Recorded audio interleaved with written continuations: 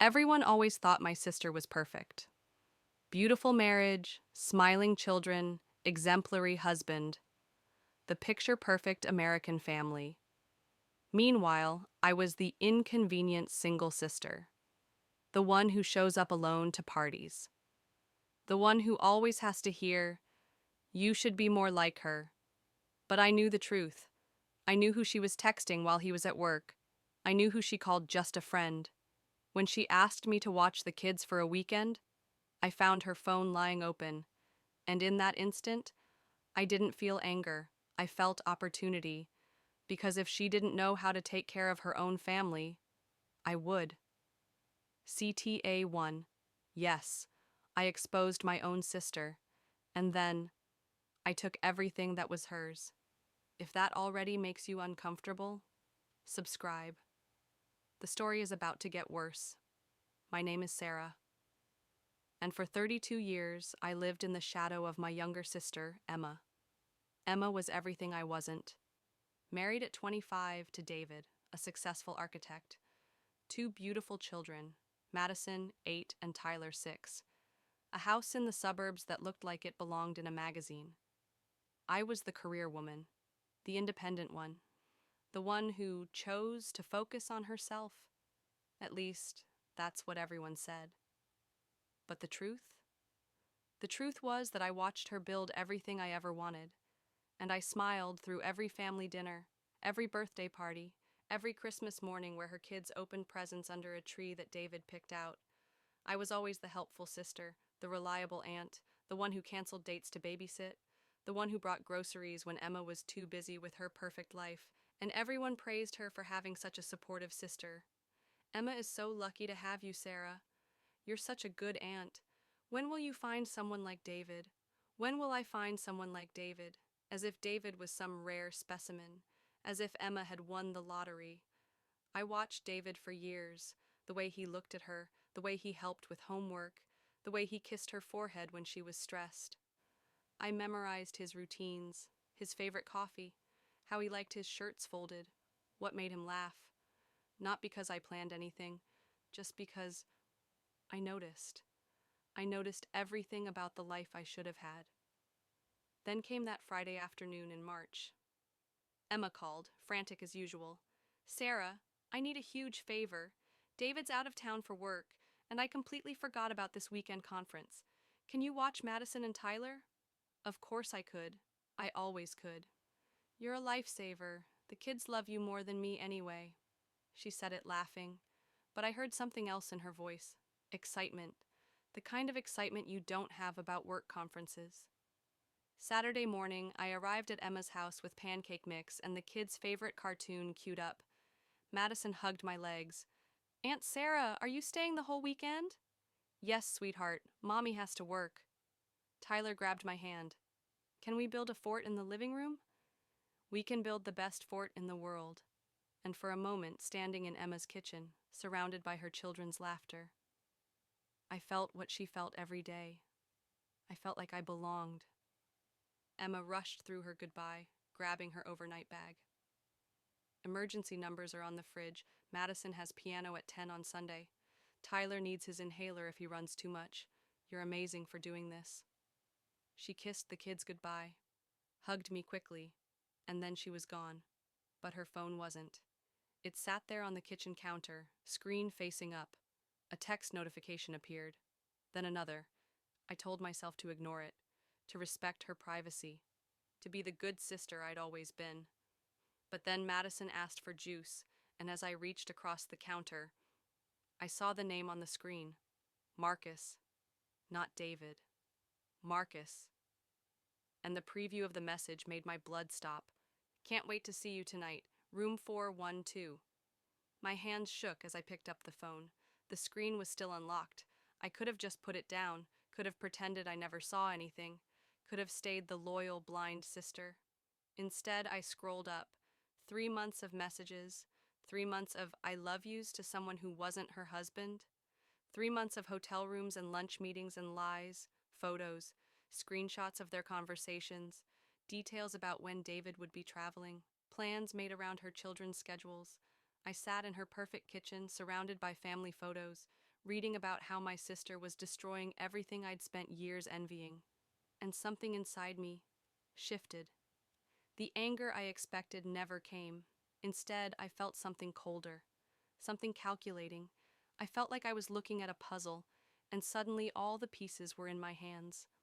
That night, after I tucked Madison and Tyler into bed, I sat in Emma's living room, on Emma's couch, in Emma's house, and I made copies of everything. Not because I had a plan, not because I knew what I would do, but because information is power. And for the first time in my life, I held all the power. Does that sound cruel? Maybe, but some crowns are left lying on the ground, and I just had the courage to pick up hers. Comment below, did I go too far, or was I just stronger? Sunday evening, Emma came home glowing. How were they? I hope they weren't too much trouble.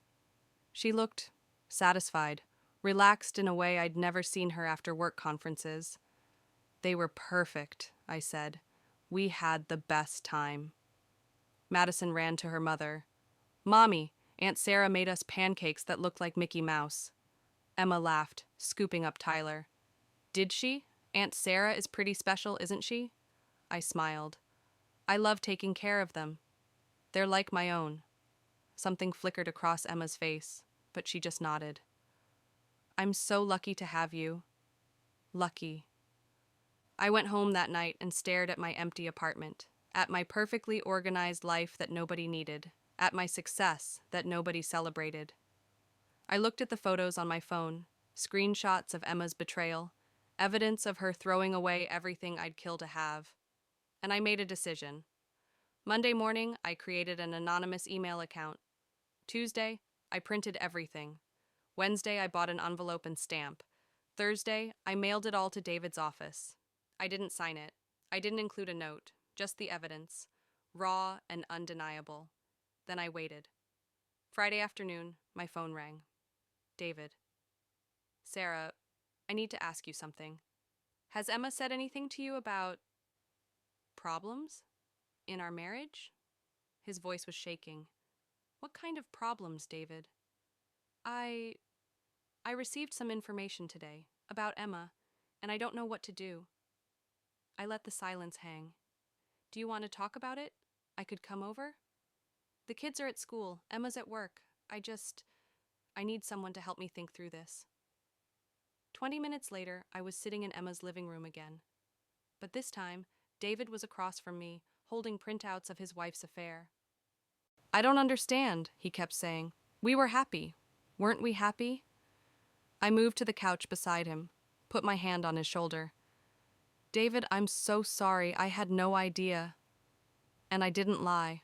I had no idea it would feel this good. What do I do, Sarah? The kids, our life, everything we built. You deserve better than this. He looked at me, really looked at me, like he was seeing me for the first time. You would never do this to someone, would you? Never. When Emma came home that evening, David was waiting. I had offered to leave, but he asked me to stay. For the kids, he said. But I think it was for him too. I'll never forget the sound Emma made when she walked into the living room and saw the papers spread across her coffee table. Not quite a gasp, not quite a scream, just the sound of a perfect life cracking in half. David, I can explain. With what? More lies? Madison and Tyler were upstairs, but they could hear the shouting. I went up to comfort them while their parents destroyed each other downstairs. Why are Mommy and Daddy yelling? Madison asked, crawling into my lap. Sometimes grown-ups have big feelings they don't know how to handle. Are they getting divorced like Emma's parents? Madison's friend Emma from school, not her mother. I don't know, sweetheart, but no matter what happens, you and Tyler are loved so much. Will you stay with us tonight, Aunt Sarah?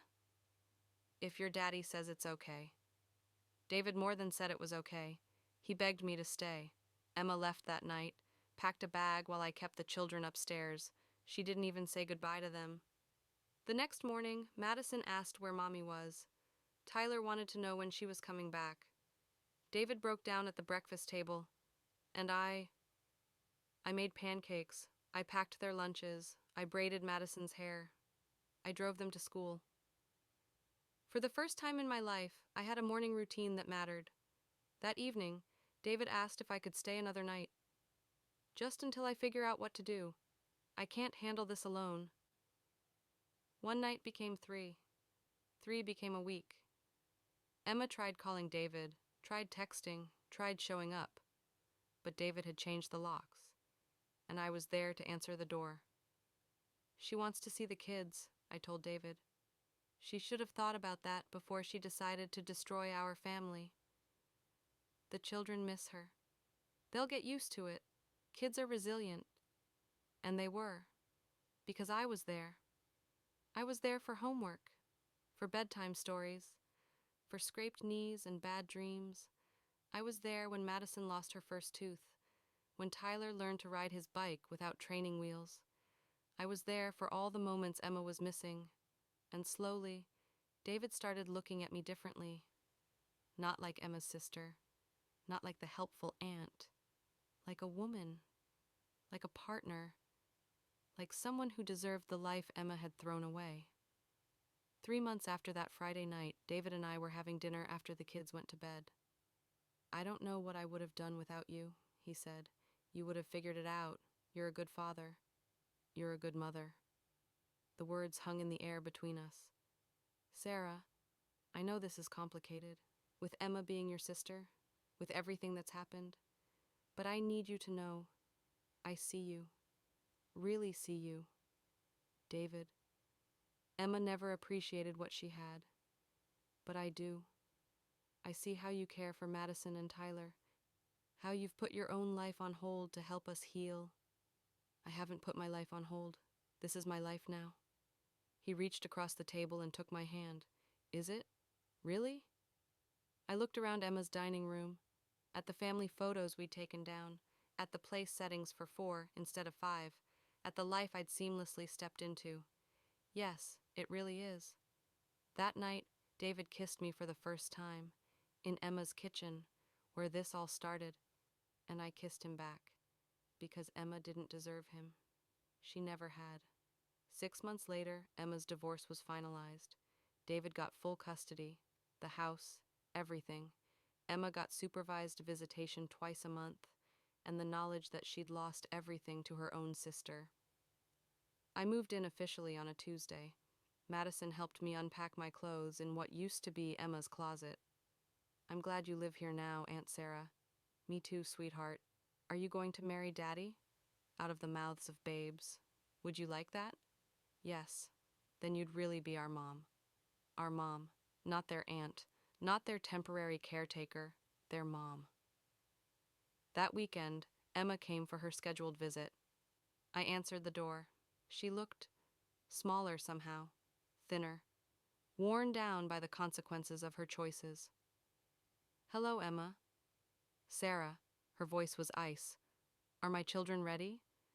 Madison and Tyler are finishing lunch. They'll be right out. She stepped closer. You destroyed my life. Number, you destroyed your life. I just picked up the pieces. You sent those photos to David. I have no idea what you're talking about. Don't lie to me. I know it was you. I smiled, the same smile I'd been perfecting for months. If someone sent David evidence of your affair, maybe you should ask yourself why you gave them something to send. Her face went white with rage. Those are my children. Are they? Because I'm the one who's been here every night for 6 months. I'm the one who knows Tyler's afraid of thunderstorms. I'm the one who taught Madison how to French braid her hair. I'm their mother. Biology doesn't make you a mother, Emma. Being there does. The kids came running downstairs then, backpacks ready for their afternoon with Emma. Bye, Mom, Madison called to me. Mom, not Aunt Sarah, Mom. Emma's face crumpled, but she took her children for their scheduled 3 hours, and I waited at home, in my home, with David. That evening, after Emma dropped Madison and Tyler back off, David found me in the kitchen. She's angry. She has a right to be. Do you feel guilty? I considered the question, really considered it. Number, I feel satisfied. He was quiet for a moment. That's not very sisterly of you. She stopped being my sister the moment she decided to cheat on you, when she decided your family didn't matter. And you decided it did. I decided you deserved better. Madison and Tyler deserved better. And you deserve to have us? The question hung in the air. Yes, I did. 3 months later, David proposed, in Emma's garden, with Emma's children watching, using the ring he'd originally given to Emma. Will you marry me, Sarah? Will you officially become the mother Madison and Tyler already think you are? I said yes, not because I loved David, though I had grown to love him, not because I loved the children, though they had become my world. I said yes, because Emma's life fit me perfectly, like it had been made for me all along. Our wedding was small, David's family, my parents, a few close friends. Emma wasn't invited. Madison was my flower girl. Tyler was David's best man. And as I walked down the aisle in Emma's garden, toward Emma's husband, to become the mother of Emma's children, I felt something I'd never felt before. Complete. That night, as I tucked Madison and Tyler into bed in our house, Madison looked up at me. Are you happy now, Mom? Yes, sweetheart, I'm exactly where I'm supposed to be. Good, because we love you more than we loved her anyway. Children are brutally honest, and Madison was right. They did love me more, because I had earned it. Every bedtime story, every packed lunch, every soccer game and piano recital. Emma had taken it all for granted, and I had cherished every moment. 6 months after the wedding, Emma made one final attempt to regain custody. She'd gotten therapy, found a job, ended the affair. She stood up in court and tried to explain how she'd made mistakes, but was ready to be a mother again. And then Madison and Tyler testified, 8 and 7 years old, telling a judge that they wanted to stay with Dad and Mom Sarah, that they felt safe with us, that they didn't want to leave their home. Emma's petition was denied. As we left the courthouse, she grabbed my arm. You turned my children against me. I didn't have to turn them against you, Emma. You did that yourself when you chose someone else over your family. They were my family first. Were they? Because families don't abandon each other. Families don't lie to each other. Families don't destroy each other for selfish pleasure. And sisters don't steal each other's lives. I looked at her, really looked at her. I didn't steal your life, Emma. You threw it away. I just had the wisdom to catch it. That was 2 years ago. Today, Madison calls me Mom without hesitation. Tyler introduces me as his mother to friends. David looks at me the way he used to look at Emma, but better. With gratitude, with appreciation, with the knowledge that I choose to be here every day. Emma sees the children twice a month. Supervised visits that leave everyone exhausted. She still tries to be their mother during those 6 hours a month, but they come home to me. They tell me about their day, show me their artwork, ask me to help with homework. I am their routine, their comfort, their constant. Emma is their obligation. Last week, I was promoted to senior partner at my law firm. The same day, Tyler scored his first goal in soccer. Madison got the lead in the school play. David took us all out to celebrate. My professional success, our children's achievements, our life. As we sat in the restaurant, David raised his glass. To Sarah, the best mother, wife, and partner I could have asked for. Madison giggled. Mom, you're blushing, Tyler added. You're the best mom ever, even better than... He stopped himself. But I knew what he was going to say. Even better than Emma. And he was right. I was better than Emma. Because I fought for this life. I earned every moment of it. I didn't take it for granted the way she did. That night, after the children were asleep, David and I sat on our back porch. Do you ever think about her? He asked. Emma? Yes. I considered the question. Sometimes, but not with guilt. What do you think about? How different things might have been if she'd made better choices. Do you think we would have happened? Eventually? Number, you loved her. You would have stayed with her forever if she hadn't betrayed you. And you would have stayed single forever, watching from the sidelines. Probably. So, in a way, her affair gave us our life together. I smiled.